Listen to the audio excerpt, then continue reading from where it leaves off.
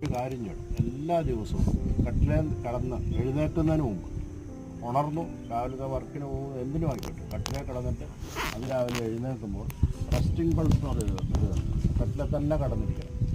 1 minute full pulse നോക്കണം. ആദ്യം ഒന്ന് വാമ്പ് വെച്ച് സ്ലോ കണ്ടിന്യൂസ് സ്റ്റാർട്ട് ചെയ്യുമ്പോൾ നമ്മൾ ഇങ്ങനെ ഓടുക, ഈ പറഞ്ഞ ഒരു പേസിൽ ഓടിക്കൊണ്ടേയിരിക്കും. ഒരു കിലോമീറ്റർ കഴിയുമ്പോൾ 10 സെക്കൻഡ് പൾസിന് വേണ്ടി കറക്റ്റ് എടുക്കണം കേട്ടോ.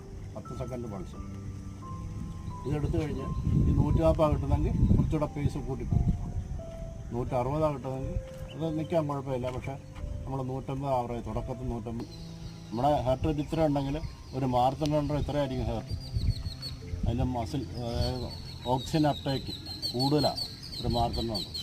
100 മീറ്ററുകാരന് അതുപോലെ കുറഞ്ഞിരിക്കും. റെസ്റ്റിംഗ് പൾസ് ചില ദിവസം കൂടി കുറയും. സാധാരണ നമുക്ക് എന്നും കിട്ടിക്കൊണ്ടിരിക്കുന്നത് 52, 55